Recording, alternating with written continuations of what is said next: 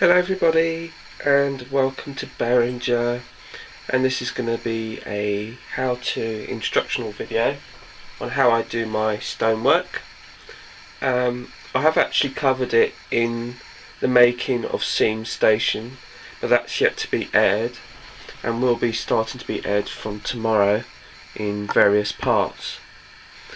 And my friend Kevin at Penwithers suggested that I could make a good instructional video on the stonework, and so I've decided to take him up on his challenge and show you how I do mine.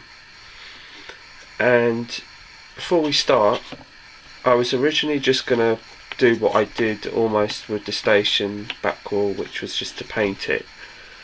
But just like I don't know if you've seen my West Meehan video that I was out and about, and I was saying that inspiration comes in many forms, and the inspiration for this technique just happened to be a bit of a happy coincidence, because I'm literally at the point of doing the stonework, and as it so happens, in this month's Model Rail magazine, which is this one here, currently being sold,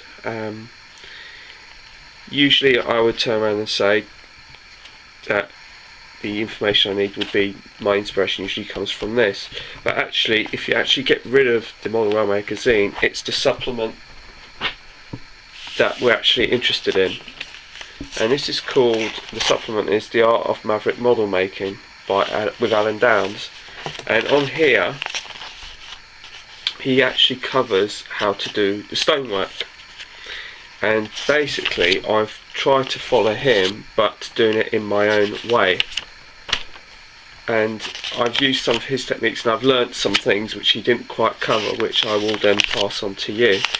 But here you go, there's actually colouring millstone sheet, which is precisely what actually I happen to be using.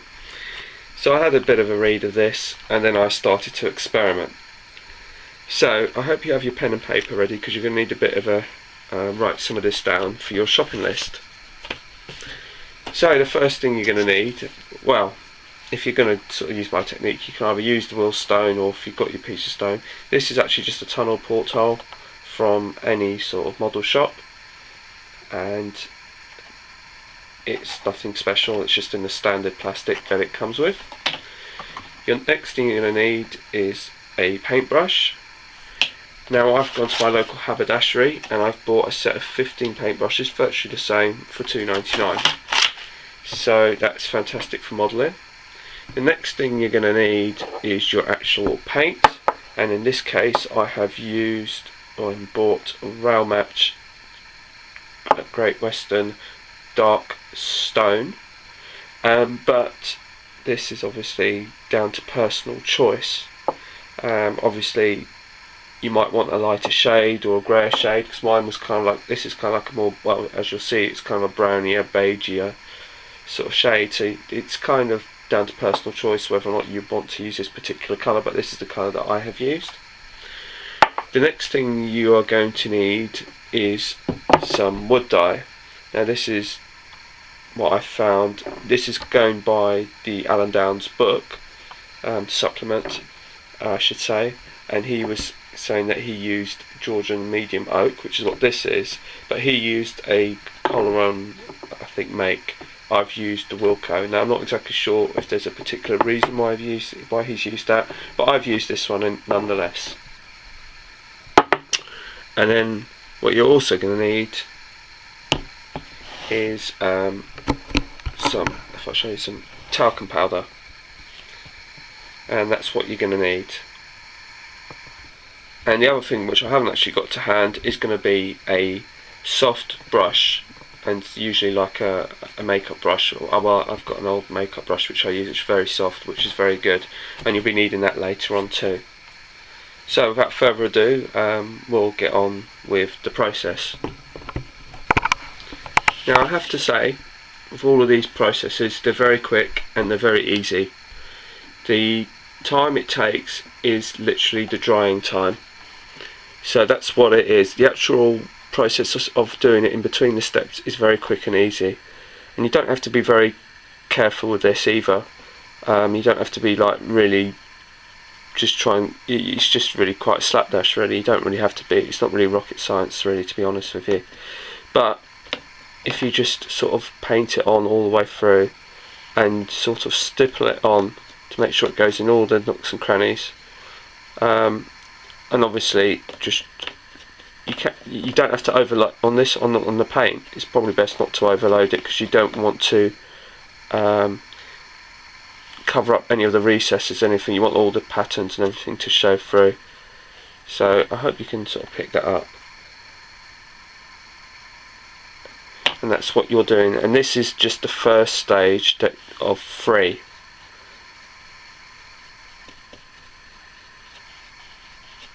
And you just, like I said, it doesn't take very long to do this. It's not a very slow process.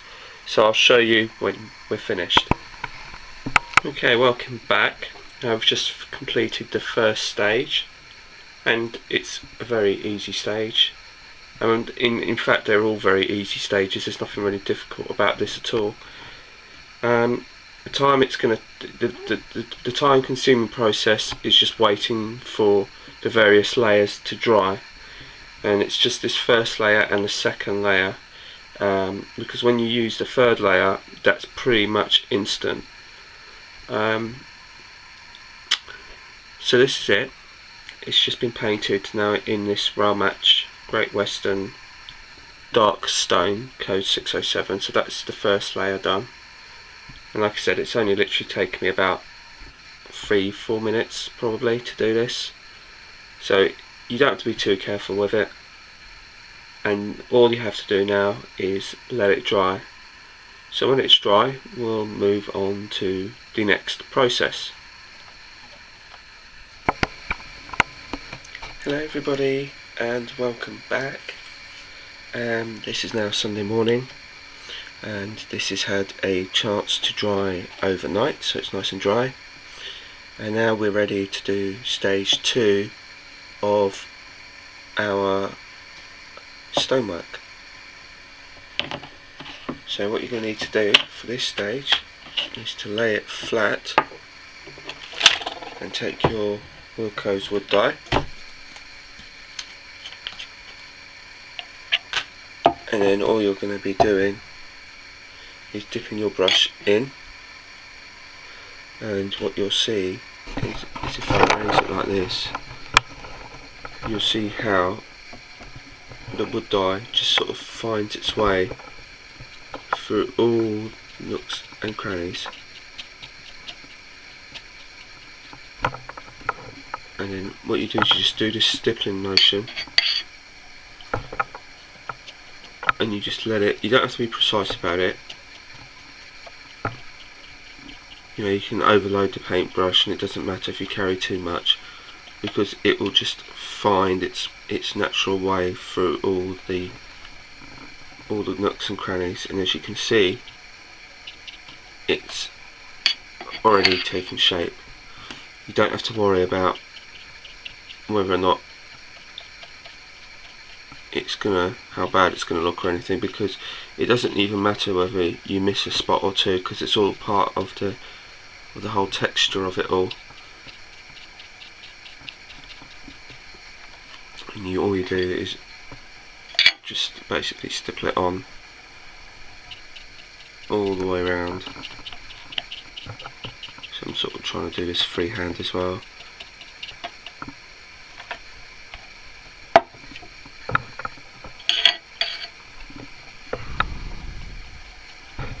And all it does is it just separates and just finds its way all the way around. And you can see this is literally just taking seconds. It's not really a difficult thing to do.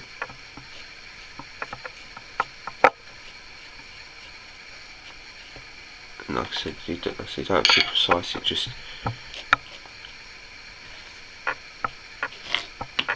now if I just put this down, hang on 1 minute. So I'll just put this back. Now as you can see, you need to light flat, because as you can see it runs down because it's so thin.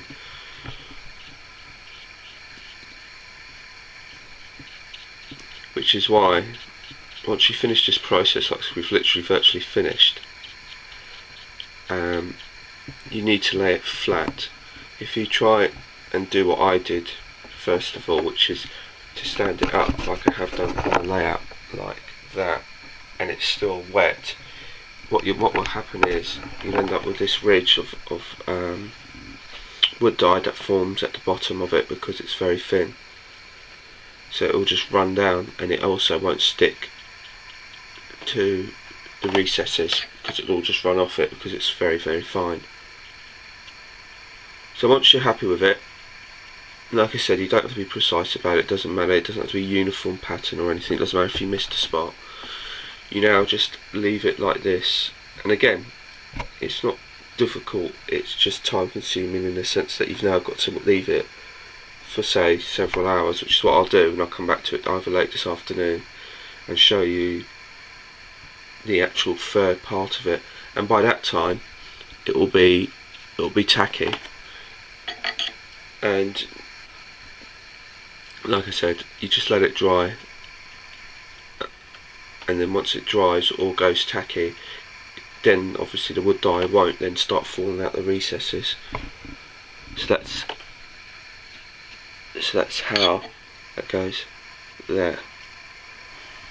So if you come back to me later on, I will show you part 3. Hello everybody, and welcome to stage 3 of the process. And this morning we had done the wood dye, and this is how it's come out. It's now not dry, it's still a little bit tacky, but that's how you want it. It's been left to set for about 5 or 6 hours, and it's got this tackiness in, which is good. Now at this point you can go one of either two ways. You can either, if you like this result, you can leave it and it's got that glistening glossy shine to it, but what you can do is, if you like the colour, you can just matte it down with some clear varnish, some matte varnish, and that will obviously dull it down, and you can keep this colour. Or you can basically, according to Alan Down's book, you can mist this over with a black spray paint, but I didn't have any to hand and I quite liked it as it was, so I didn't actually experiment with that, but you can if you wish. That's another option. And now I'm going to go with the third option, which is our talcum powder, which are cheap talcum powder. And then what we do is you simply, this is going to get a bit messy, which is why you have a newspaper to hand and your soft brush. And then what you do is you basically put your talcum powder on your tunnel mouth. So this is how it looks at the moment. Now what you want to do is, if I just start it off, you just want to just work it in, and you want to keep working it in and working it in and working it in and working it in all the way around. And what that does is it takes away the tackiness. It also adds age, and it will bring out all the various textures. And you just simply just do that all the way around. As you can see, it's all started to sort of dull down, and then you just keep buffing it in and working it in until you start bringing it all out. So come back to me in a minute and I'll show you when it's all done. Okay everybody, right, I've now done that and it's now finished.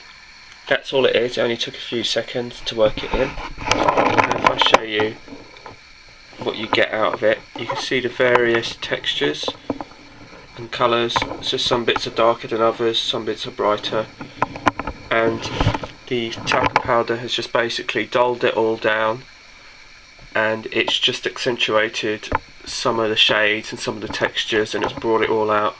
And this is how you get stone, how I do my stonework from start to finish.